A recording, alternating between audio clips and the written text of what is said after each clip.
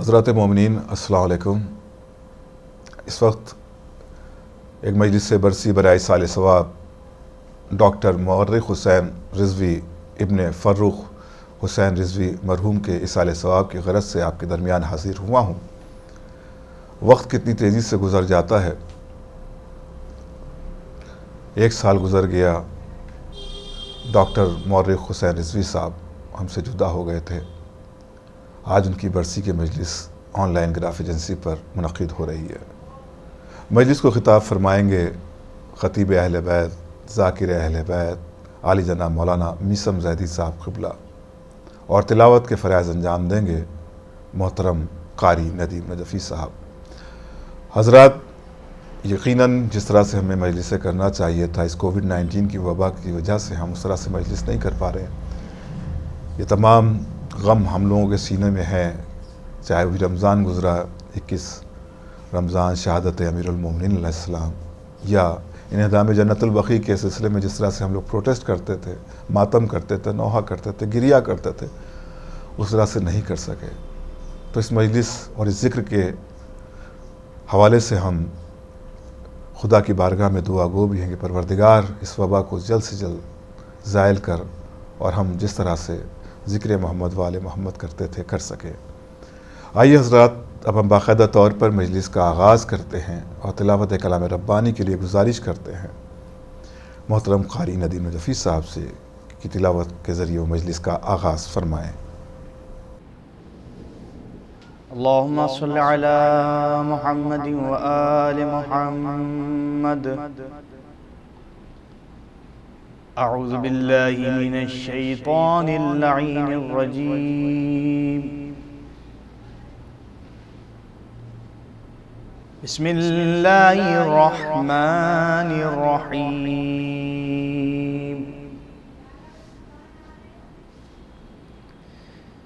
إِنَّا شَجَرَةَ الزَّقُّومِ طَعَامُ الْآثِيمِ كَالْمُعْلِ يَعْلِي فِي الْبُطُونِ كَغَلْيِ الْحَمِيمِ۔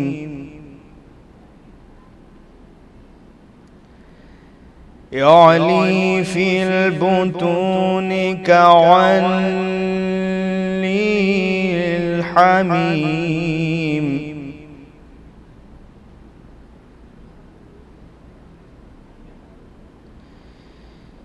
طعام الآثيم كالمهل يعلي في البطون كغلي الحميم، قلوا فاعتلوا إلى سواء الجحيم۔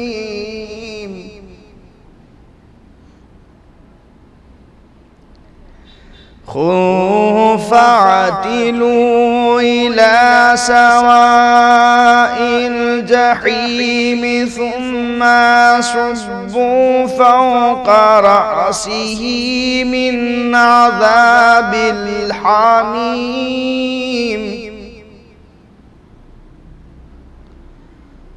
ذق إنك أنت العزيز الكريم۔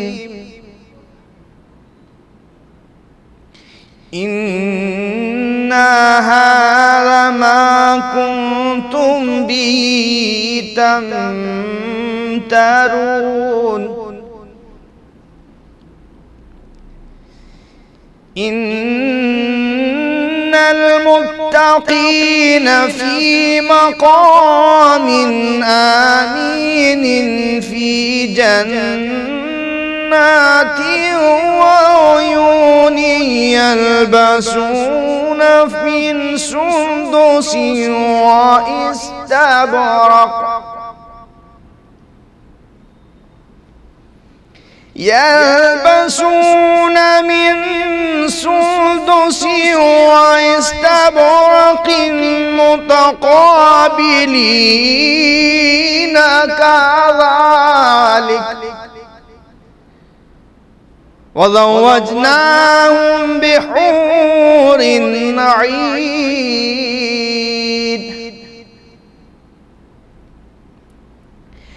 يدعون فيها بكل فاكهة آمنين لا يذوقون فيها الموت إلا الموت الأولى ووقاهم عذاب الجحيم فضلا من ربك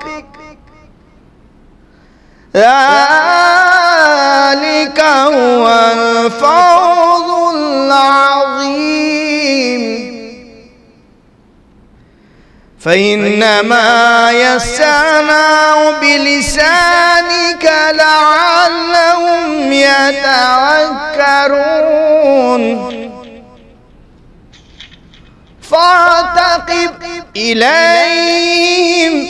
فارتقب إنهم مرتقبون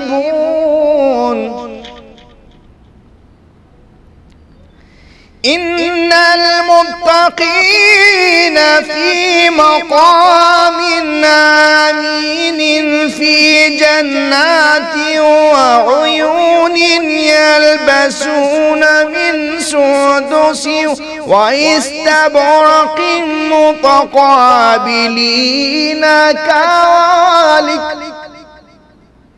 وزوجناهم بحور عين يدعون فيها بكل فاكهة آمنين لا يذوقون فيها الموت إلا الموت الأولى ووقاهم عذاب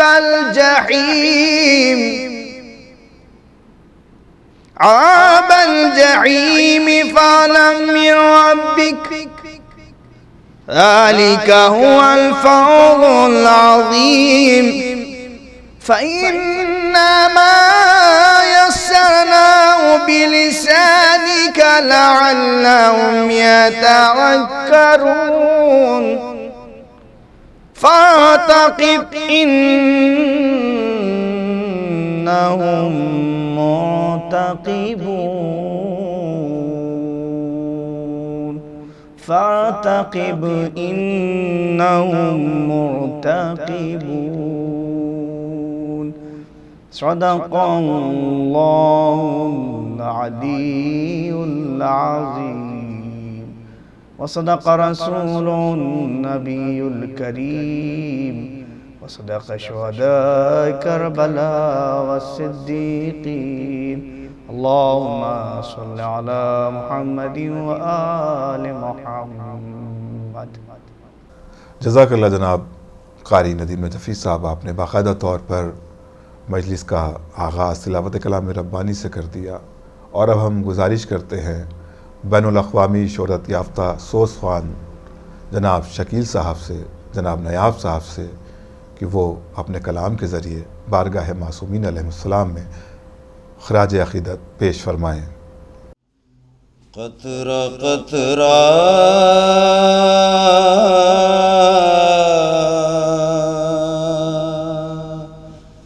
ہے مگر میرے بڑے کام کا ہے،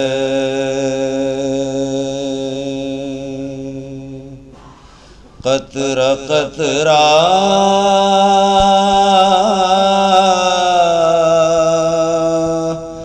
ہے مگر میرے بڑے کام کا ہے،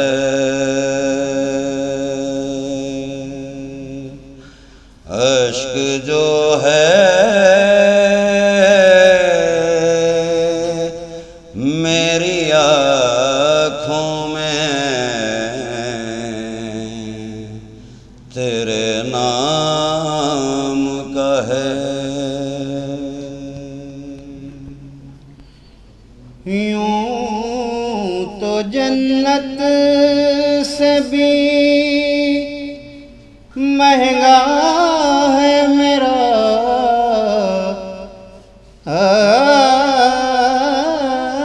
عشق ازا، ہاں اگر تجھ کو پسند آئے تو بے دام کا ہے، جو ہم موت کو زندگی بیچتے ہیں، جو ہم موت کو زندگی بیچتے ہیں، باوجہ ہے لقائے علی بیچتے ہیں، جو ہم موت کو زندگی بیچتے ہیں، شعور ولائے علی بیچتے ہیں، شعور ولائے علی بیچتے ہیں،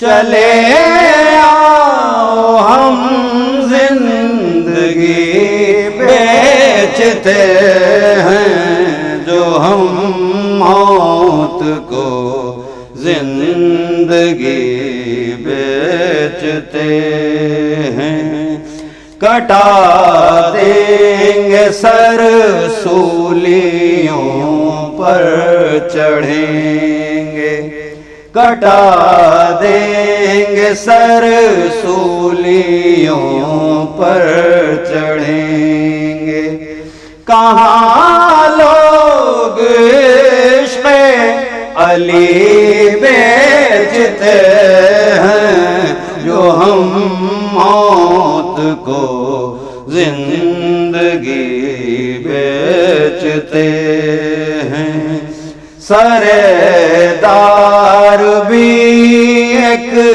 دکان ہے ہماری، سردار بھی ایک دکان ہے ہماری، جہاں صرف مد ہے علی بیچتے ہیں، جو ہم موت کو زندگی بیچتے ہیں، مگر اس کی قیمت رضا خدا ہے، مگر اس کی قیمت رضا خدا ہے، میاں ہم بذکر علی بیچتے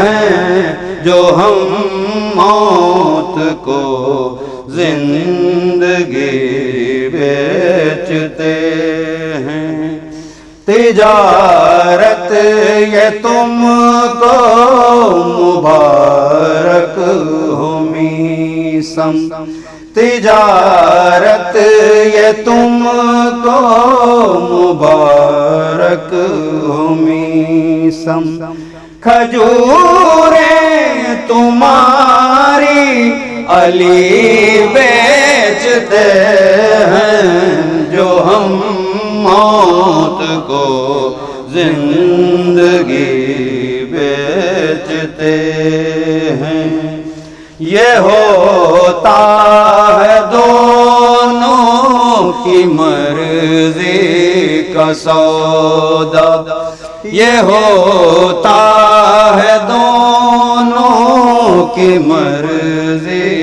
کا سودا، خریدار رب ہے علی بیچتے ہیں، جو ہم موت کو زندگی بیچتے ہیں، کہاں ہیں علی کے دیوانوں کو ڈھونڈو، کہاں ہیں علی کے دیوانوں کو ڈھونڈو، حقیقت میں جنت وہی بیچتے ہیں جو ہم موت کو زندگی بیچتے ہیں۔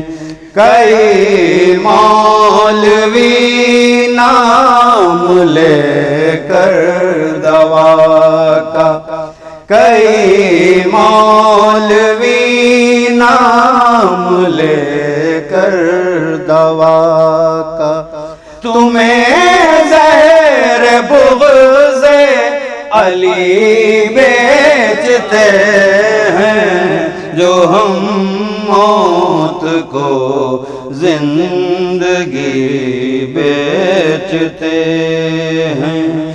نہ عشقوں کے موتی نہ داغوں کے نیلم، نہ عشقوں کے موتی نہ داغوں کے نیلم، تو کیا خاک یہ جوہری بیچتے ہیں جو ہم موت کو زندگی بیچتے ہیں۔ ہو جن پر بھی مرحب کا سایہ انہیں ہم، ہو جن پر بھی مرحب کا سایہ انہیں ہم، یہ تعویذ ناد علی بیچتے ہیں جو ہم موت کو زندگی بیچتے ہیں۔ فاتحہ۔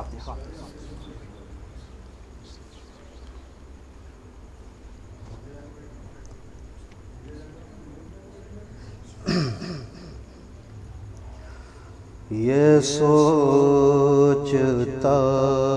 ہوں کہ عابد کا حال کیا ہوگا،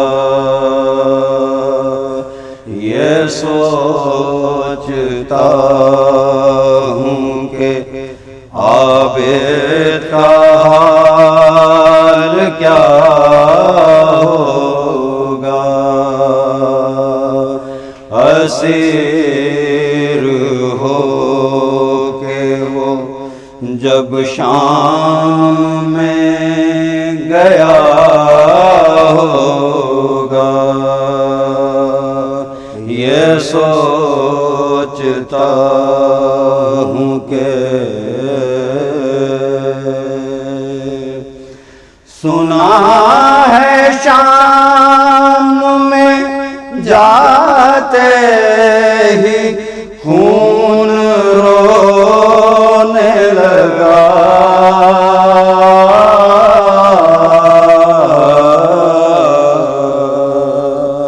نہ جانے شمر نے اس وقت کیا کہا ہوگا،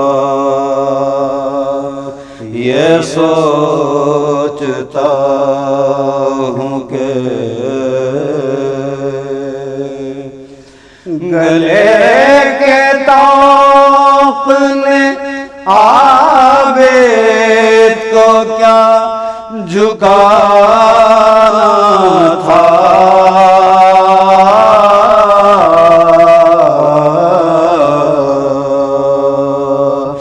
وہ اپنے کھوئے ہوئے لال ڈھونڈتا ہوگا، یہ سوچتا ہوں کہ وہ یاد کرتا تو ہوگا وطن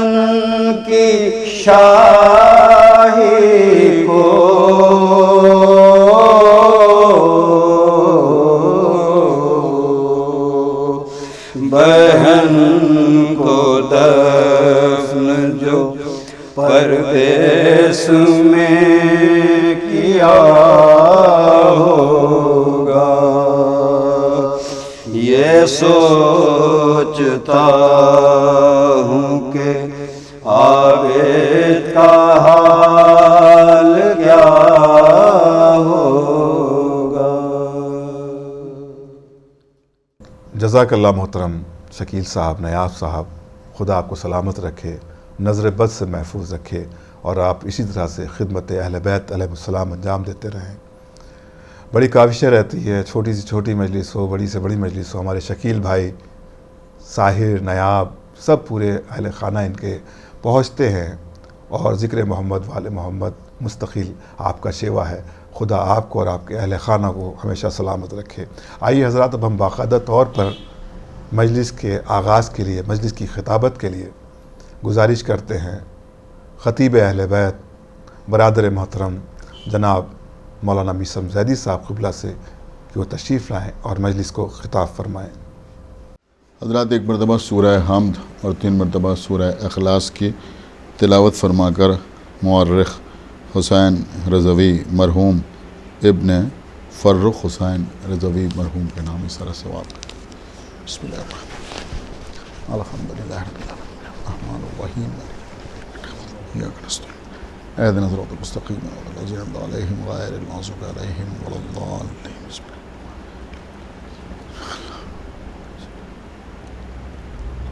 اللہ اللہم صل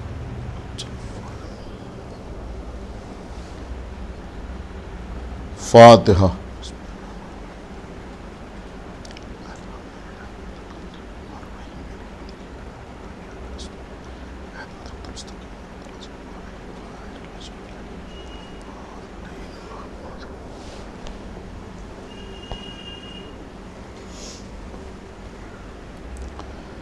اعوذ باللہ السمیع العلی العظیم من الشیطان اللعین الرجیم، بسم اللہ الرحمن الرحیم، الحمد للہ الذی ہدانا لہذا وما كنا لنهتدي لولا ان هدانا الله لقد جاءت رسل ربنا بالحق الصلاة والسلام على صاحب الدين والإسلام والحل والحرام والركن والمقام والصلاة والصيام والسجود والقیام والشریعت والاحکام والحجت والبرہان والمحبت والعرفان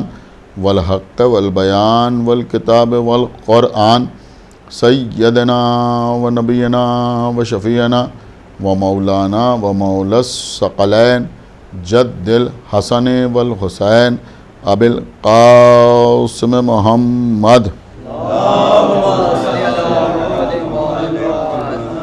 وعلى أهل بيته الطيبين الطاهرين المعصومين المظلومين المنتخبين المنتجبين الذين أذهب الله عنهم الرجس وطهرهم تطهيرا۔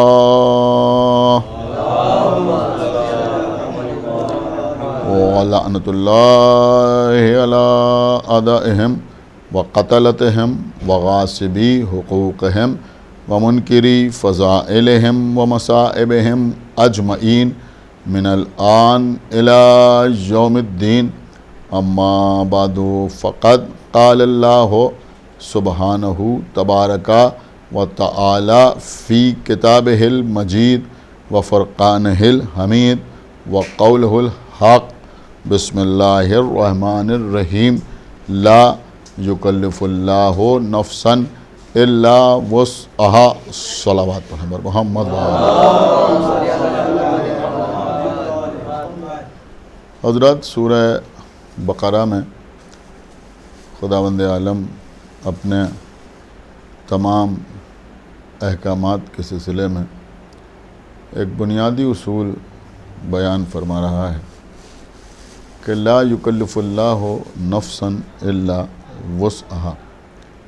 اللہ کسی نفس کو اس کی وسعت سے زیادہ تکلیف نہیں دیتے۔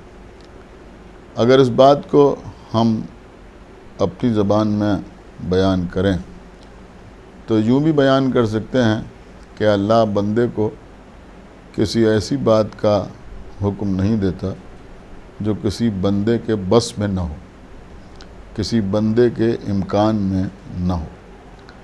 میں سمجھتا ہوں کہ اس بات کو سمجھنے کے لیے بہت زیادہ کتابوں کی ورق گردانی کی ضرورت نہیں ہے، بہت زیادہ تفکر کرنے کی ضرورت نہیں ہے۔ بڑی آسانی سے اس اصول کو سمجھا جا سکتا ہے۔ اگر کھڑے ہو کے نماز نہ پڑھ سکو تو بیٹھ کے نماز پڑھ لو، اگر بیٹھ کے نماز نہ پڑھ سکو تو لیٹ کے نماز پڑھ لو، اشارے سے نماز پڑھ لو۔ اگر ڈوب رہے ہو اور تمہارے پاس اشارہ کرنے کے لیے بھی وقت نہیں ہے، تمہارے امکان میں نہیں ہے، تو تم صرف نماز کی نیت کر لو تو تمہاری نماز ہو جائے گی۔ اگر تمہاری صحت اجازت دے تو روزہ رکھو، اور اگر صحت اجازت نہ دے رہی ہو تو تم روزہ نہ رکھو۔ اگر تم میں قوت و طاقت ہے تو جہاد کے لیے جاؤ، اور اگر قوت و طاقت نہیں ہے تو تم پر جہاد ساقط ہے۔ اگر صاحب حیثیت ہو، صاحب نصاب ہو تو زکوٰۃ ادا کرو، اور اگر خود ہی مسکین ہو تو تم پر زکوٰۃ واجب نہیں ہے۔ غرض یہ کہ اسلام کا کوئی حکم ایسا نہیں ہے کہ جس میں کسی قسم کا جبر نظر آئے، نہیں، جو تمہارے امکان میں ہے اللہ تمہیں اسی بات کا حکم دیتا ہے۔ لیکن عزیزوں، اس سے ایک بات اور سمجھ میں آتی ہے کہ اللہ کا حکم اس کی کسی کتاب کے ذریعے ہم تک آئے، اس کے کسی رسول کے ذریعے ہم تک آئے، اس کے کسی نبی کے حوالے سے ہم تک آئے، یا پھر ائمہ طاہرین کے اقوال، ان کے اخبار یا ان کی احادیث کے ذریعے ہم تک آئے۔ اگر اللہ کا حکم ہم تک کسی سلسلے میں آ رہا ہے تو یہ بات خود ہی سمجھ میں آ جاتی ہے کہ وہ کام اگر ہمارے امکان میں نہ ہوتا تو اللہ ہمیں اس بات کا حکم ہی نہیں دیتا۔ ایک صلوات پڑھے بر محمد وآلہ۔ یہ بات میں نے صرف اور صرف اس لیے آپ کی خدمت میں عرض کی ہے کہ اکثر جب اقوال معصومین لوگوں کے سامنے پڑھے جاتے ہیں اور بیان کیے جاتے ہیں تو لوگ سمجھتے ہیں کہ اقوال معصومین فقط تبرکاً پڑھنے کے لیے ہیں، برکت کے لیے ان پر نگاہ کرنا بہتر ہے۔ اگر کتابی شکل میں مل جائیں تو کسی کے ایصال ثواب کے سلسلے میں ان کو تقسیم کر دیا جائے، لیکن معصومین کے اقوال پر لوگ عمل نہیں کرتے، اور اگر ان سے کہیے کہ تم اس پر عمل کرو تو وہ کہتے ہیں کہ معصوم نے یہ فرمایا تو ہے، لیکن اب کسی کے بس میں کہاں ہے کہ وہ اس پر عمل کرے۔ دیکھیے عزیزوں، سیدھی سیدھی بات ہے کہ اگر ہمارے بس میں نہ ہوتا تو معصوم حکم ہی نہ دیتے۔ ایک صلوات پڑھیں بر محمد وآلہ۔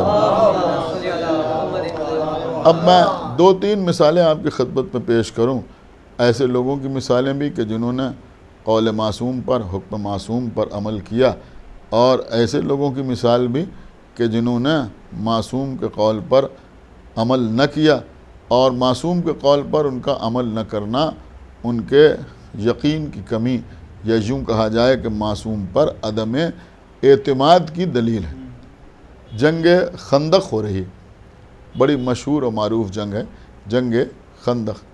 جنگ خندق میں عمرو بن عبد ود خندق کو عبور کر کے پیغمبر اسلام کے خیمے تک آ گیا۔ اس نے نیزہ پیغمبر کے خیمے میں چبھویا اور اس کے بعد آواز دی کہ مسلمانوں، تمہاری جنت کہاں ہے؟ اگر مجھے قتل کر دو گے تب بھی جنت میں جاؤ گے، اور اگر میرے ہاتھوں سے قتل ہو جاؤ گے تب بھی جنت میں جاؤ گے۔ بعض روایات میں یہ ہے کہ اس نے یہ بھی کہا کہ اگر مجھے قتل کر دو گے تو غازی کہلاؤ گے، اور اگر میرے ہاتھوں سے قتل ہو جاؤ گے تو شہید کہلاؤ گے۔ کوئی اٹھنے کے لیے تیار نہ ہوا۔ دیکھیں، امر کے پکارنے پر کوئی نہ اٹھا، ہمیں کوئی حیرت نہیں ہے، اس لیے کہ یہ لوگ امر کی قوت و طاقت سے واقف تھے، لیکن جب اس نے پکارا تو پیغمبر اسلام نے اپنے اصحاب کو جو سامنے بیٹھے ہوئے تھے مخاطب کیا اور مخاطب کر کے کہا کہ کون ہے جو اس کے مقابلے پر جائے.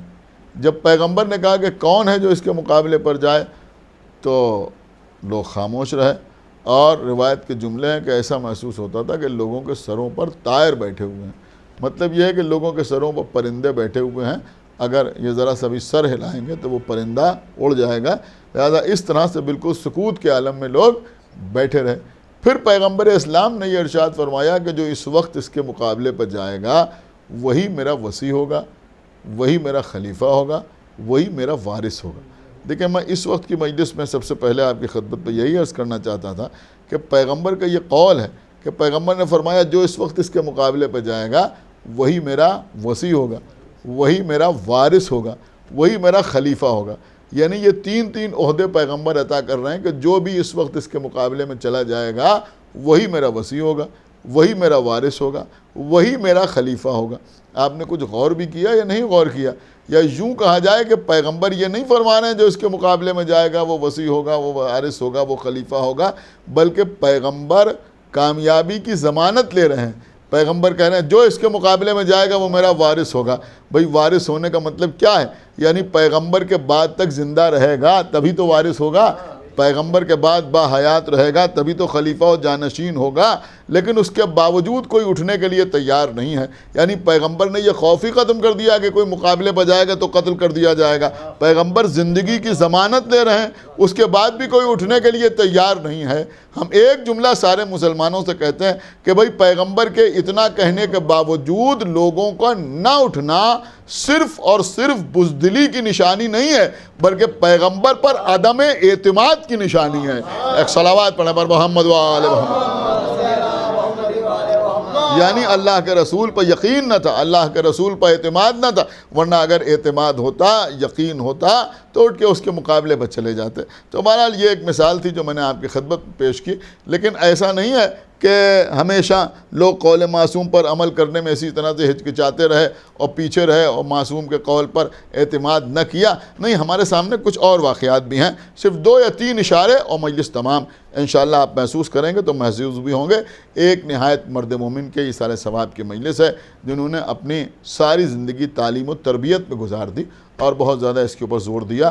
اور ظاہر سی بات ہے کہ تعلیم و تربیت میں زندگی گزارنا ایک بڑا کارنامہ ہے, اور اپنے متعلقین کے سلسلے میں بھی بڑے رحم دل واقف ہوئے اور ان کی کفالت بھی کرتے رہے اور ساتھ ساتھ ان کے تعلیم و تربیت کا بھی انتظام کرتے رہے. خداوند عالم مرحوم کے درجات کو عالی کرے, ان کو اعلیٰ علیین میں جگہ عنایت فرمائے, ان کے متعلقین کو, ان کے بھتیجوں کو, دیگر اعزاء اور اقربا کو اور زیادہ ایصال ثواب کی توفیق عنایت فرمائے. اس لیے کہ کسی بزرگ کے دنیا سے گزر جانے کے بعد, کسی بھی بزرگ کے دنیا سے گزر جانے کے بعد اس کی خدمت کا دروازہ بند نہیں ہو جاتا بلکہ ایصال ثواب کی شکل میں کھل جاتا ہے. اور پھر میں تو یہ عرض کروں گا کہ زندگی میں جو آپ خدمت کرتے ہیں اس میں اور کسی کے دنیا سے گزر جانے کے بعد جو آپ خدمت کرتے ہیں اس میں ایک زمین آسمان کا فرق یہ ہوتا ہے کہ مثلاً آپ کے کسی بزرگ نے, آپ کے باپ نے, آپ کے چچا نے, آپ کے دادا نے, آپ کے نانا نے آپ سے کہا پانی پلا دو, آپ 1 گلاس پانی لے کے حاضر ہو گئے. اکثر ایسا ہوتا ہے کہ اگر آپ پانی انہیں نہ پلائیں تو وہ خود اٹھ کے پانی پی سکتے ہیں. آپ میری بات سمجھ رہے ہیں جو میں عرض کر رہا ہوں؟ یعنی کسی بزرگ نے آپ سے کہا پانی پلا دو, لیکن اس میں اتنی قوت و طاقت ہے کہ وہ اٹھے اور اٹھ کے پانی پی لے, یا آپ اگر نہیں دیں گے تو وہ خود اٹھ کے پانی پی لے گا. لیکن کسی کا مرحوم ہونے کے بعد اگر آپ اسے ایصال ثواب کرتے ہیں, سورہ حمد کی تلاوت کرتے ہیں, اسے ایصال ثواب کرتے ہیں, تو یہاں پر اس ایصال ثواب کی اہمیت اس لیے بڑھ جاتی ہے کہ یہ کام وہ نہیں کر سکتا. ایک صلوات پڑھیں پر محمد و آل محمد.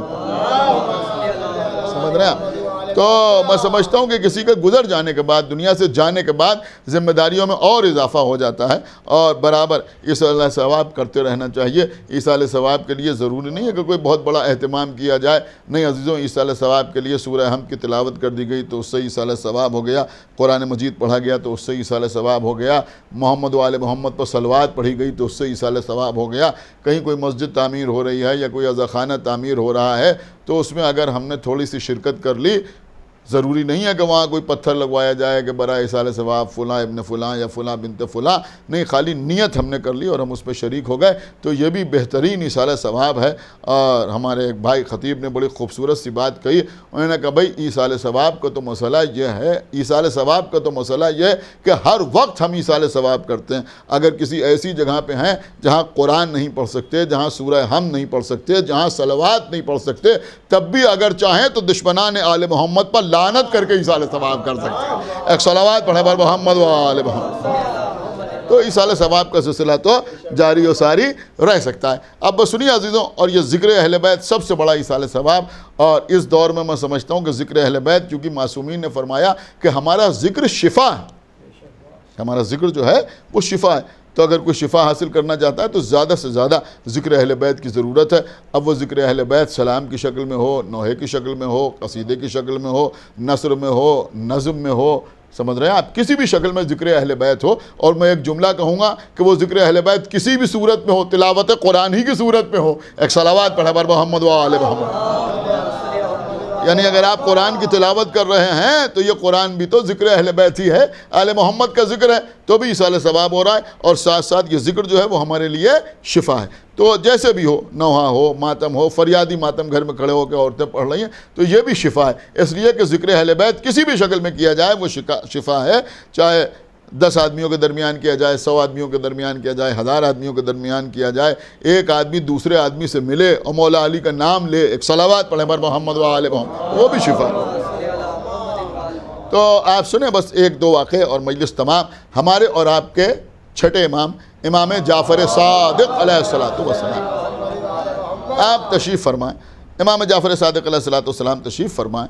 خراسان سے ایک شخص امام کی خدمت میں حاضر ہوئے جن کا نام تاریخ میں ملتا ہے مامون رتی، یہ امام کے پاس آئے اور آنے کے بعد بیان کرنے لگے کہ خراسان میں بہت شیعہ ہیں، سب آپ کے چاہنے والے ہیں اور سب آپ سے محبت کرنے والے ہیں اور سب آپ پہ جان قربان کرنے والے ہیں۔ امام نے کہا اللہ انہیں جزائے خیر عطا کرے۔ تو انہوں نے کہا کہ ہم یہ چاہتے ہیں کہ آپ قیام فرمائیے اپنے حق کے لیے، آپ اپنے حق کے لیے قیام فرمائیے۔ دیکھیے یہ کہنا اور یہ مشورہ دینا، یہیں سے معلوم ہوتا ہے کہ ایمان مستحکم نہیں ہے، اس لیے کہ امام کی اطاعت کی جاتی ہے، امام کو مشورے نہیں دیے جاتے۔ ایک صلوات پڑھیں بر محمد و آل محمد، آپ میری بات سمجھ رہے ہیں، امام کو مشورے نہیں دیے جاتے۔ یہ امام حسین علیہ السلام جو مدینہ سے چلے تھے تو جتنے لوگ امام حسین کے ساتھ جا رہے تھے ان میں کسی نے بھی امام حسین سے یہ نہیں کہا کہ آپ مدینہ چھوڑ کے نہ جائیے، بلکہ امام حسین جا رہے ہیں تو ان کے ساتھ جانے کے لیے تیار ہیں۔ جو ساتھ جانے والے تھے میں ان کی بات آپ کی خدمت میں عرض کر رہا ہوں۔ تو مامون رتی نے کہا کہ ہم چاہتے ہیں کہ آپ قیام فرمائیں، مطلب یہ کہ اپنے حق کے لیے تلوار اٹھائیں، اور خراسان میں اتنے لوگ ہیں وہ آپ کا ساتھ دینے کے لیے تیار ہیں۔ تو امام نے مامون رتی کی طرف دیکھا اور اس کے بعد فرمایا کہ سامنے یہ تنور روشن ہے، یعنی تندور جو ہے وہ سامنے روشن ہے۔ امام نے کہا ذرا تھوڑی دیر کے لیے آپ اس میں تشریف لے جائیے۔ بس جیسے ہی امام نے یہ کہا تو مامون رتی پہلے تو سمجھے کہ امام مذاق کر رہے ہیں، مزاح فرما رہے ہیں۔ جب امام نے دوبارہ کہا تو انہوں نے ہاتھ جوڑی، انہوں نے کہا مولا آپ کیسا امتحان لے رہے ہیں، میرے چھوٹے چھوٹے بچے ہیں، میری بیوی ہے، ان کا کیا ہوگا، میں واپس جاؤں گا خراسان۔ تو امام نے فرمایا کہ خراسان میں آپ ہی کی طرح سب ہمارے چاہنے والے ہیں نا، اور کیا آپ نے؟ تو انہوں نے کہا ہاں بالکل ہماری ہی طرح ہے۔ تو امام نے کہا چلے جاؤ، تو انہوں نے کہا نہیں، کیسے چلے جائیں؟ امام نے کوئی بات نہیں، بیٹھ گئے، ادھر ادھر کی باتیں یہ امام سے کرتے رہے، یہاں تک کہ جناب ہارون مکی تشریف لائے۔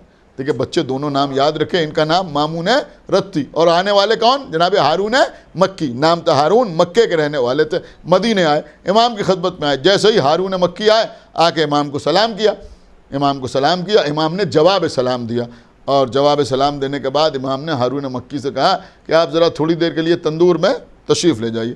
جناب ہارون مکی آگے بڑھے اور یہ بھی امام سے نہیں پوچھا کہ کیوں، یہ بھی نہیں پوچھا کہ کیوں، بلکہ سیدھے تنور کے اندر چلے گئے۔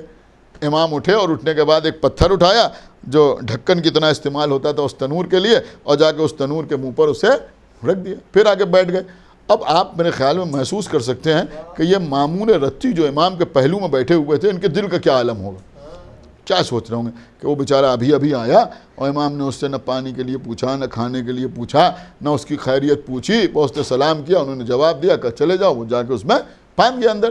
تو یہ سوچے وہ تو بیچارہ جل رہا ہوگا، اور اب اس کا کھال جل رہی ہوگی اور گوشت جل رہا ہوگا اور ہڈیاں جل رہی ہوں گی، یہی سب سوچتے رہے۔ اور اب امام سے جو یہ بات کر رہے ہیں تو ان کی زبان لڑکھڑا رہی ہے، لکنت کر رہی ہے۔ کچھ دیر کے بعد انہوں نے کہا کہ مولا چلیے چل کے دیکھیں اب اس کا کیا عالم ہوا ہوگا۔ امام نے کہا اٹھے، اس تنور کے پاس گئے، امام نے تنور کا ڈھکن ہٹایا۔ دیکھیں بڑا قیمتی جملہ آپ کی خدمت میں عرض کر رہا ہوں، یہاں پر صاحبان فہم بیٹھے ہیں، آپ نہ محسوس کریں گے تو کون محسوس کرے گا۔ اب جو ڈھکن ہٹایا تو آپ کو معلوم ہے مامون رتی نے کیا دیکھا؟ مامون رتی نے دیکھا کہ خلیل امامت تسبیح میں مصروف ہے۔ ایک صلوات پڑھیں بر محمد و آل محمد۔ آگ گلزار ہو چکی ہے، جناب ہارون مکی باہر آ گئے، جناب ہارون مکی باہر آ گئے۔ اب کوئی ہارون مکی سے پوچھے کہ بھائی آپ آگ کے درمیان کیسے چلے گئے؟ جب وہ نہیں گئے تو آپ کیسے چلے گئے؟ مسئلہ وہی ہے کہ ہارون مکی کو دین کی حقیقی معرفت ہے، یہ جانتے ہیں لا یکلف اللہ نفسا الا وسعہا، اللہ کسی نفس کو اس کی وسعت سے زیادہ تکلیف نہیں دیتا، تو یہ جانتے ہیں کہ اگر اس وقت آگ میں جانا میرے بس میں نہ ہوتا تو یہ حکم ہی نہ دیتے۔ ایک صلوات پڑھیں بر محمد و آل محمد۔ آگ کے درمیان چلے۔ تو بہرحال ایک واقعہ اس سلسلے میں اور آپ کی خدمت میں عرض کروں، اور اس کے بعد انشاءاللہ ربط مصائب ہمارے اور آپ کے 11ویں امام حسن عسکری علیہ الصلوۃ والسلام، ہماری جان قربان ہمارے امام کے اوپر، ہمارے 11ویں امام۔ دیکھیں میں کبھی کبھی مجالس میں یہ واقعات اس لیے بھی عرض کرتا ہوں کہ کچھ لوگوں کی یہ شکایت ہوتی ہے اور ان کی سمجھ میں یہ آتا ہے کہ جب ذاکرین ممبر پہ آتے ہیں تو صرف مولا علی کے فضائل بیان کرتے ہیں اور امام حسین کے مصائب بیان کرتے ہیں، اس کے علاوہ دیگر ائمہ کے فضائل بیان نہیں ہوتے۔ میں آپ کی خدمت میں عرض کروں گا بے شک مولا علی کے فضائل ہر مجلس میں بیان ہوتے ہیں، ہونا بھی چاہیے، اس لیے کہ ہم اپنی مرضی سے نہیں بیان کرتے، بلکہ پیغمبر نے ارشاد فرمایا زینوا مجالسکم بذکر علی ابن ابی طالب علیہ الصلوۃ والسلام، زینت دو اپنی مجلسوں کو علی کے ذکر سے، زینت دو اپنی مجلسوں کو علی کے ذکر سے۔ آپ کو معلوم ہے معصوم نے ارشاد فرمایا کہ 3 باتوں میں ہم ایک ہیں، 3 باتوں میں ہم سب بالکل ایک جیسے ہیں، کوئی فرق نہیں ہے۔ کسی نے کہا مولا وہ 3 باتیں کیا ہیں؟ کہا ایک علم، ایک شجاعت اور ایک عبادت۔ ایک صلوات پڑھیں بر محمد و آل محمد۔ علم، دیکھیے سنیے میری بات جو میں عرض کر رہا ہوں، امام نے فرمایا علم، شجاعت اور عبادت۔ اب ہو سکتا ہے کسی کے ذہن میں آ رہا ہو کہ امام نے اور چیزوں کا نام کیوں نہیں لیا؟ کیا اور چیزوں میں ائمہ میں فرق ہے؟ فرق نہیں ہے، بلکہ جتنے فضائل ہیں، جتنے بھی فضائل ہیں، کوئی بھی فضیلت کا واقعہ آپ بیان کیجئے، اس کا تعلق یا علم سے ہوگا یا شجاعت سے ہوگا یا عبادت سے ہوگا۔ ایک صلوات پڑھیں بر محمد و آل محمد۔ آپ سوچتے چلے جائیں، تو علم، شجاعت اور عبادت۔ تو اب ظاہر سی بات ہے کہ جب سب ایک ہیں، سب کی فضیلت ایک ہے، تو یہ مولا علی کے جو فضائل بیان ہوتے ہیں یہ علامت کے طور پہ بیان ہوتے ہیں۔ سمجھ رہے ہیں آپ؟ علی کی فضیلت ہر ایک کی فضیلت ہے، علی کی شجاعت ہر امام کی شجاعت ہے، علی کی شجاعت ہر امام کی شجاعت ہے، علی کا علم تمام ائمہ کا علم ہے، اور مولا علی کی عبادت تمام ائمہ کی عبادت ہے۔ ایک صلوات پڑھیں بر محمد و آل محمد۔ لیکن بہرحال دیگر ائمہ کے بھی جو فضائل ہیں وہ اگر بیان کیے جائیں، واقعات بیان کیے جائیں، تو آپ یقین مانیں کہ خیبر و خندق سے کم لطف نہیں ہے، اس لیے کہ سب محمد ہیں، محمد کے گھرانے والے۔ یہ تو ہمارے توفیقات کی کمی ہے، ورنہ اگر پڑھا جائے تو بہت کچھ ہے۔ اب آپ ذرا دیکھیں چھوٹا سا واقعہ ہے، لیکن اب اسے کیا کیا جائے کہ اس کو ویسے پڑھا نہیں جاتا جیسے پڑھنا چاہیے۔ ہمارے 11ویں امام حسن عسکری علیہ الصلوۃ والسلام گھوڑے پر سوار ہیں، غلام بھی ساتھ ہے، اور امام کہیں چلے جا رہے ہیں۔ راستے میں ایک جگہ پر دیکھا کہ جانوروں کا بازار لگا ہوا ہے اور اس میں گھوڑے فروخت کیے جا رہے ہیں۔ اب اس وقت گھوڑا ایک خاص چیز تھا، اس کے بغیر زندگی کا تصور ہی نہیں تھا۔ جیسے اس وقت بائک ہوتی ہے یا مثلا کار ہوتی ہے تو اس وقت گھوڑا ہوتا تھا، گھوڑے کے بغیر تو کسی انسان کی زندگی کا کوئی تصور ہی نہیں تھا، آگے نہیں بڑھ سکتا تھا۔ تو ہر آدمی کے پاس گھوڑا ہوتا تھا، جب گھوڑے کا بازار لگتا تھا تو لوگ آتے تھے گھوڑے خریدنے کے لیے، تو بڑی بھیڑ، لوگ گھوڑے خرید رہے ہیں اور گھوڑے کا بازار لگا ہوا ہے، اور تمام جو تاجر تھے، تجار تھے، بزنس مین تھے، وہ اپنے اپنے گھوڑے لے کے آئے تھے اور وہ بیچ رہے تھے، اور خریدار جو تھے وہ خرید رہے تھے۔ اسی میں ایک شخص ایک گھوڑا لے کے آیا، دیکھنے میں وہ گھوڑا اور گھوڑوں سے بہتر معلوم ہو رہا تھا، تو لوگوں نے اس سے پوچھا کہ بھئی اس کی قیمت کیا ہے؟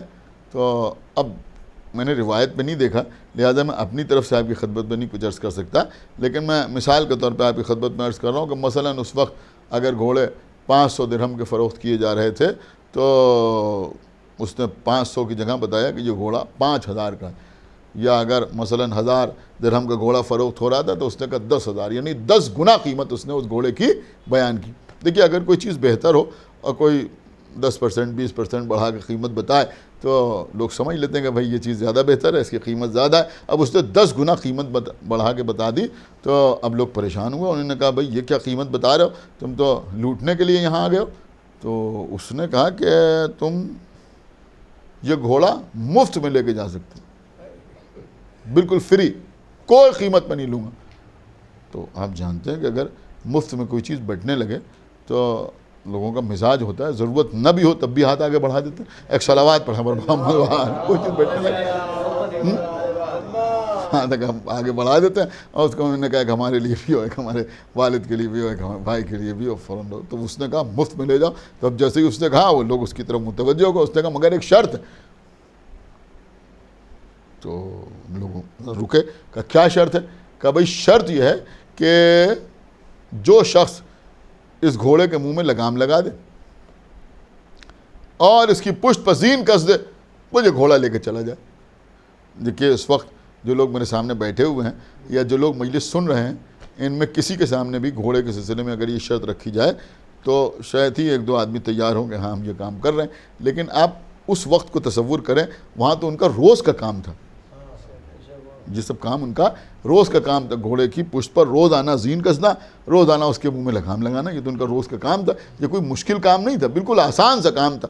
بالکل آپ یوں سمجھیں کہ جیسے باہر ایک بہترین قسم کی بائک کھڑی کر دی جائے اور آپ میں سے کہا جائے کہ بھائی جو صاحب اس بائک کو اسٹارٹ کر دیں وہ لے کے چلا جائے، تو میرے خیال میں شاید ہی کوئی ایسا ہوگا کہ جو ٹرائی نہ کرے گا۔ ہر آدمی کوشش کرے گا، اس لیے کہ آپ کا روز کا کام ہے بائک کو اسٹارٹ کرنا۔ آپ جانتے ہیں گاڑی کیسے اسٹارٹ ہوتی ہے، تو ہر آدمی جا کے اگر سیلف سے اسٹارٹ ہو رہی ہے تو ویسے اسٹارٹ کرنے کی کوشش کرے گا، ویسے نہ ہو تو کک لگائے گا، وہ کوشش کرے گا بھائی اسٹارٹ ہو جائے ہم گاڑی لے کے چلے جائیں۔ بالکل سمجھیے، یہ میں نے مثال جو دی ہے بالکل پرفیکٹ مثال ہے کہ بالکل ایسا ہی معاملہ تھا۔ وہاں گھوڑے کے منہ میں لگام لگا دینا اور اس کی پشت پر زین کس دینا۔ تو ایک صاحب آگے بڑھے، انہوں نے کہا یہ کون سا کام، ہم ابھی کیے دے رہے ہیں، اور گھوڑا لے کے جا رہے ہیں۔ وہ آگے بڑھے، لیکن جیسے ہی وہ رسی لے کے آگے بڑھے کہ گھوڑے کے منہ میں لگام لگائے، گھوڑے نے ایک لات ماری، وہ دور جا کے گرے۔ دوسرا آگے بڑھا، اس کا بھی وہی حال ہوا۔ تیسرا آگے بڑھا، اس کا بھی وہی حال ہوا۔ اب جب 2-3 آدمی چوٹ کھا گئے تو اب لوگ ذرا سنبھل کے آگے بڑھنے لگے۔ اب جلدی جلدی لوگ آگے نہیں بڑھ رہے، اب سنبھل کے لوگ آگے بڑھ رہے ہیں، کوئی بڑھ رہا ہے کوئی نہیں بڑھ رہا ہے۔ اب اس کے بعد جو اس فیلڈ کے ماہرین تھے ان سے کہا جانے لگا کہ تم آگے بڑھو، تم آگے بڑھو، تم آگے بڑھو۔ اب لوگ آگے بڑھتے رہے، یہاں تک کہ کوئی بھی یہ کام کر نہیں پایا، نہ کوئی اس کی پشت پر زین کس پایا اور نہ کوئی اس کے منہ میں لگام لگا پایا۔ اب لوگ اپنے اپنے گھروں کی طرف دوڑے، اور گھروں میں جو اور شہ سوار تھے، جو بڑے ماہر تھے اس فن کے، ان کو بلا کے لائے کہ تم یہ کام کرو۔ وہ آئے، اب بات کی بات آ گئی تھی، عربوں کا مسئلہ، ناک کی بات آ گئی، تو اب ہر آدمی یہ کام کرنے لگا، لیکن کوئی کامیاب نہیں ہوا، نہ کوئی اس کے منہ میں لگام لگا پایا اور نہ کوئی اس کی پشت پر زین کس پایا۔ ایک شخص ہمارے امام کے پاس آیا اور امام یہ سارا منظر دیکھ رہے تھے۔ اس نے کہا کہ آپ بھی کوشش کر کے دیکھیے، گھوڑے کے منہ میں لگام لگائیے اور پشت پر زین کسیے اور یہ گھوڑا لے کے چلے جائیے۔ تو امام نے فرمایا کہ ہمارا ان چیزوں سے کیا تعلق ہے؟ تو اس نے کہا نہیں آپ کوشش کر کے دیکھیے۔ جب اور لوگ جمع ہوئے اور وہ یہ سمجھے کہ یہ تو ہر وقت سجدے میں پڑے رہتے ہیں، رکوع کرتے رہتے ہیں، عبادت کرتے رہتے ہیں، جو کچھ ان کو حاصل ہوتا ہے وہ دوسروں کے درمیان بانٹ دیتے ہیں، یہ کیسے یہ کام کر پائیں گے؟ تو بہرحال جب لوگوں نے بار بار کہا، کیونکہ دل میں عداوتیں بھی تھیں، حسد بھی تھا، لہذا لوگ چاہتے تھے کہ بھائی ان سے کہیں اور یہ بھی جائیں، یہ بھی یہ کام نہ کر پائیں۔ تو ایک مرتبہ امام اپنے غلام کی طرف متوجہ ہوئے۔ دیکھیے پوری مجلس میں سب سے قیمتی بات عرض کرنا، امام اپنے غلام کی طرف متوجہ ہوئے اور بڑی آسانی سے امام نے اپنے غلام سے کہا جاؤ جا کے اس گھوڑے کے منہ میں لگام لگا دو اور اس کی پشت پر زین کس دو۔ میں سمجھتا ہوں جیسے میں نے پڑھا اس سے بھی زیادہ آسانی سے ایک صلوات پڑھا امام نے فرمایا۔ کوئی زور وور نہیں، کوئی ٹینشن نہیں کہ جاؤ جا کے منہ میں لگام لگا دو اور اس کے پشت کے اوپر زین کس دو۔ بہت آرام سے امام نے کہا کہ جاؤ جا کے اس کے منہ میں لگام لگا دو اور اس کی پشت پر زین کس دو۔ اور جتنی آسانی سے امام نے کہا اس سے زیادہ اطمینان کے ساتھ وہ غلام آگے بڑھا، بہت کانفیڈنس کے ساتھ، اطمینان کے ساتھ بالکل آگے بڑھا۔ اب لوگ دیکھ رہے تھے کہ باقی لوگ جو بعد میں آ رہے تھے وہ تو بڑے ٹینس ہو کے آ رہے تھے اور بہت جذبات میں آ رہے تھے اور ان کو تھوڑا تھوڑا ڈر بھی لگ رہا تھا۔ یہ غلام بڑی آسانی سے بڑھا اور گھوڑے کے پاس گیا اور جا کے اس نے رسی اٹھائی، گھوڑے کے منہ میں لگام لگا دی اور اس کے بعد زین اٹھائی، گھوڑے کی پشت پر زین کس دی اور اس کے بعد وہ بھی آدمی اپنی بات پہ کھڑا تھا، اس نے کہا بسم اللہ، یہ گھوڑا لے کے چلا آیا۔ اب جو غلام گھوڑا لے کے چلا تو جتنے لوگ وہاں موجود تھے وہ سب کے سب اس غلام کے پاس آ گئے، اور آنے کے بعد کہنے لگے تم تو بہت بڑے شہ سوار ہو، یہ فن تم نے کہاں سیکھا؟ ہم میں کوئی کامیاب نہیں ہوا اور تم کامیاب ہو گئے، تمہارا استبل کتنا بڑا ہے، کتنے گھوڑے تمہارے پاس ہیں، اور کب سے اس بات کی مشق کر رہے ہو؟ تم تو سب سے آگے نکل گئے اتنی آسانی سے، اتنا سرکش گھوڑا تمہارے قابو میں آ گیا، ہوا کیا؟ دیکھیں میں سمجھتا ہوں کہ جو سمجھے گا وہ خاموش نہیں رہے گا۔ ایک مرتبہ جب سب نے غلام سے سوال کیا تو غلام نے سب سے کہا خاموش رہو، میں تمہیں جواب دوں گا۔ اب جب سب خاموش ہو گئے تو آپ کو پتا ہے غلام نے کیا کہا؟ اس نے کہا نہ تو میں کوئی بہت بڑا شہ سوار ہوں، نہ خاندانی طور پر اس فن سے واقف ہوں، نہ میرا کوئی بہت بڑا استبل ہے، نہ میرے پاس بہت سے گھوڑے ہیں، بس بات یہ ہے کہ میں ان کا غلام ہوں، بات یہ ہے کہ میں ان کا غلام ہوں۔ اب جملہ سنیے گا، لا یکلف اللہ نفسا الا وسعہا، اس کی اس سے بڑھ کے کوئی تعویل و تفسیر نہیں ہو سکتی۔ غلام نے کہا انہوں نے مجھ سے کہا کہ تم جا کے گھوڑے کے منہ میں لگام لگا دو، اس کی پشت پر زین کس دو، تو میری سمجھ میں آیا یہ کام میرے بس میں ہے، اس لیے کہ جب سے میں ان کی غلامی میں آیا کبھی انہوں نے کسی ایسی بات کا حکم ہی نہیں دیا جو میرے بس میں نہ ہو۔ ایک صلوات پڑھے بر محمد و آل محمد، کسی بات کا حکم نہیں دیا۔ ایک صلوات اور پڑھ دے بر محمد و آل محمد۔ بس عزیزوں، میں چاہتا ہوں کہ یہی موضوع مصائب میں بھی مکمل ہو جائے۔ آپ ذرا کربلا کے میدان میں دیکھیں، 10,000 لوگ تیر چلا رہے ہیں، نماز کا وقت ہے، اور ہمارے اور آپ کے آقا امام حسین جناب سعید اور جناب زہیر سے کیا کہہ رہے ہیں؟ یعنی میں سمجھتا ہوں کہ یہ کربلا کے مصائب بے فضائل ہیں کہ ذرا سامنے آگے کھڑے ہو جاؤ اور آتے ہوئے تیروں کو روکتے رہنا۔ دیکھو جب تک میری نماز تمام نہ ہو جائے اس وقت تک تو ان تیروں کو روکتے رہنا۔ میں تمام حضرات سے جو مجلس سن رہے ہیں ان تمام حضرات کو متوجہ کرنا چاہتا ہوں، آپ متوجہ ہو جائیں اور مجھے بتائیں کہ جب امام حسین نے یہ حکم دیا تو کیا جناب سعید اور جناب زہیر امام سے کچھ سوالات نہیں کر سکتے تھے؟ میں 2-3 ممکنہ سوالات جو ہیں وہ آپ کی خدمت میں پیش کرتا ہوں، آپ بتائیں کہ کیا یہ سوال وہ نہیں کر سکتے تھے؟ سب سے پہلا سوال تو یہی کر سکتے تھے کہ آقا آپ نماز پڑھیں گے اور ادھر سے 10,000 لوگ تیر چلا رہے ہیں، ہزاروں لوگ تیر چلا رہے ہیں، ہم 2 آدمی کیسے روکیں گے؟ کچھ لوگوں کو اور مقرر و معین کیجئے کہ وہ بھی ہمارے ساتھ تیروں کو روکیں۔ لیکن جناب سعید و زہیر نے یہ سوال نہیں کیا۔ کیوں سوال نہیں کیا؟ صرف اور صرف مسئلہ وہی ہے کہ سعید و زہیر جانتے ہیں کہ حسین کا حکم اللہ کا حکم ہے، اور یہ جانتے ہیں کہ اگر تیروں کو روکنا ہمارے بس میں نہ ہوتا تو آقا حسین ہمیں حکم ہی نہ دیتے، اس لیے انہوں نے کوئی سوال نہیں کیا، سامنے جا کے کھڑے ہو گئے۔ ایک سوال اور کر سکتے تھے، آقا حسین آپ جماعت کی نماز پڑھیں گے؟ اب اگر 70-72 آدمی جماعت کی نماز پڑھیں تو شان جماعت کے لیے اگر 3 صفیں بنائی جائیں تو بھی ایک صف میں کم سے کم 25-30 آدمی کھڑے ہوں گے نا، تو یہ کہہ سکتے تھے آقا 25-30 آدمی لائن سے کھڑے ہوں گے، ادھر سے تیر آ رہے ہیں، ہم 2 آدمی اتنی بڑی جماعت کو کیسے کور کریں گے؟ لیکن یہ بھی سوال نہیں کیا۔ ایک سوال اور بھی ہو سکتا تھا جو اس زمانے میں اکثر لوگ کرتے ہیں، اب وہ سوال بھی وہ کر سکتے تھے، یہ کہہ سکتے تھے کہ آقا حسین آپ تو نماز پڑھ رہے ہیں، ہم سامنے کھڑے ہو کے تیر روکیں گے تو ہماری نماز کا کیا ہوگا؟ آپ تھوڑی دیر ٹھہر جائیے، ہم پہلے فرادہ نماز پڑھ لیں، اس کے بعد آپ نماز پڑھیے گا، ہم تیروں کو روکیں گے۔ لیکن سعید و زہیر نے یہ سوال بھی نہیں کیا۔ یہ سوال نہ کرنا یہ بتاتا ہے کہ وہ خالی نماز پڑھنے والے نہیں تھے بلکہ نماز کی معرفت رکھنے والے تھے، اور ان کو معلوم تھا کہ خالی رکوع و سجود و قیام کا نام نماز نہیں ہے بلکہ امام کی اطاعت کا نام نماز ہے۔ وہ جانتے تھے کہ اس وقت ہمارے لیے یہی نماز ہے، لہذا سامنے جا کے کھڑے ہو گئے۔ ایک آخری سوال سعید و زہیر آپ بتائیں سوچ کے مجھے، یہ کر سکتے تھے یا نہیں کر سکتے تھے کہ آقا حسین 2-4 تیر ہماری زندگی کو ختم کرنے کے لیے کافی ہوں گے؟ وہ آپ کہہ رہے ہیں جب تک میں نماز پڑھتا رہوں تب تک تم تیروں کو روکتے رہنا، تو اتنی دیر ہم تیروں کو کیسے روکیں گے؟ لیکن سعید و زہیر نے یہ سوال نہیں کیا۔ آئیے انہی سے پوچھیں کیوں سوال نہیں کیا؟ ہو سکتا ہے سعید و زہیر جواب دیں کہ دیکھو اللہ کہہ رہا ہے لا یکلف اللہ نفسا الا وسعہا، یہ حسین ابن علی ہے، کوئی اور نہیں ہے، یہ کہہ رہے ہیں جب تک میں نماز پڑھتا رہوں تم تیروں کو روکتے رہنا. اس کا مطلب یہ ہوا کہ جب تک حسین کی نماز تمام نہ ہو جائے ہمارے بدن میں کتنے ہی تیر کیوں نہ پیوست ہو جائیں لیکن ملک الموت کی ہمت و جرت نہیں ہے کہ ہماری روح قبض کر لے.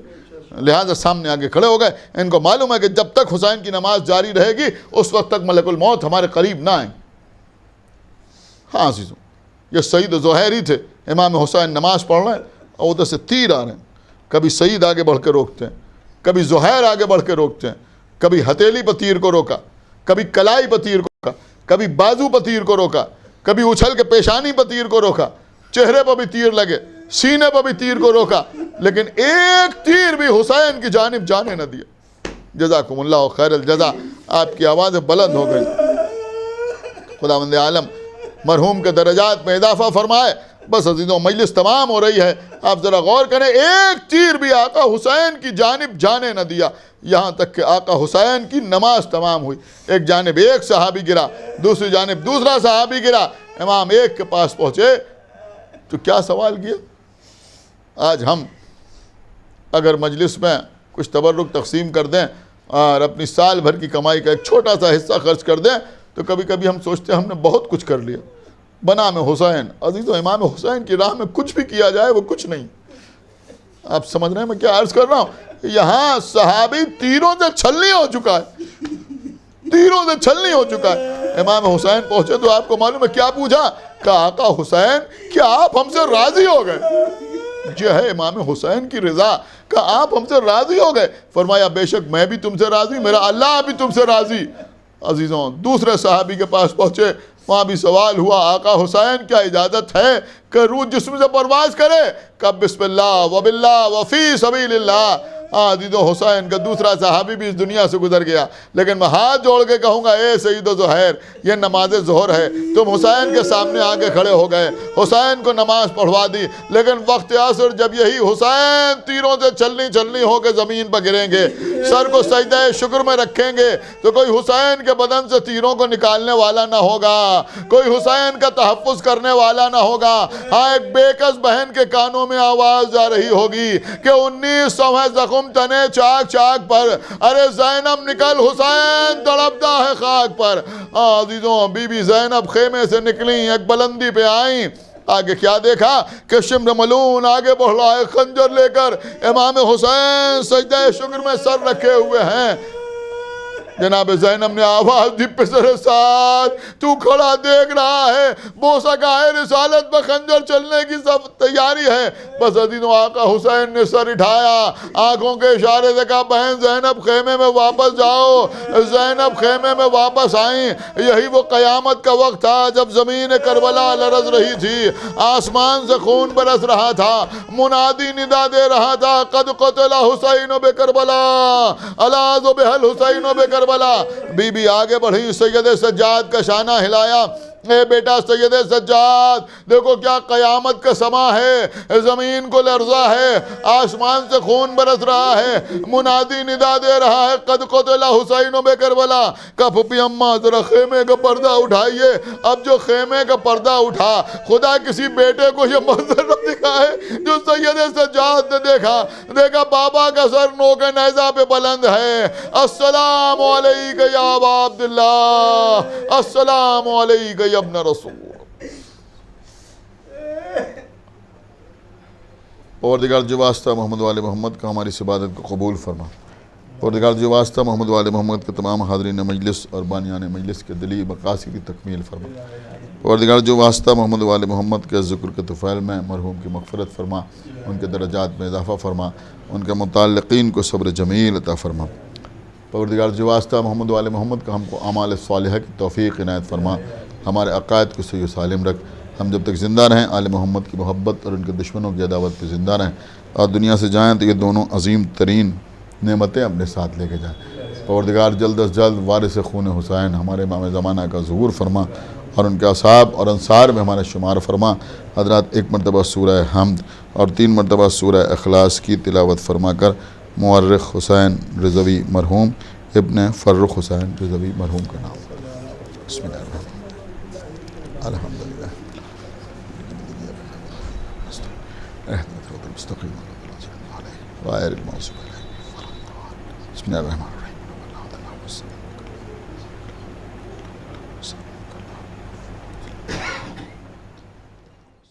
جزاک اللہ برادر محترم مولانا میثم زیدی صاحب، آپ نے بہترین بیان سامعین کے درمیان پیش کیا۔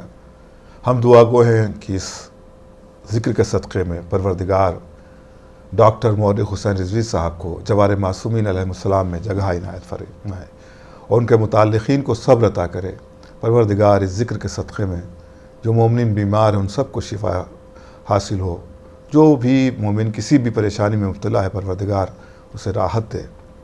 یقیناً یہ تلاوت کلام ربانی، یہ سوز خوانی، یہ ذکر محمد وآل محمد مرحوم ڈاکٹر مورخ حسین رضوی صاحب کے لیے بہترین ایصال ثواب کا سبب بنے گا، اور ان کے متعلقین بالخصوص جناب پرویز حسن رضوی صاحب، ڈاکٹر فہیم حسن رضوی صاحب، ڈاکٹر سیماب حسن رضوی صاحب و جملہ اہل خاندان کے لیے صبر کا سبب بنے گا۔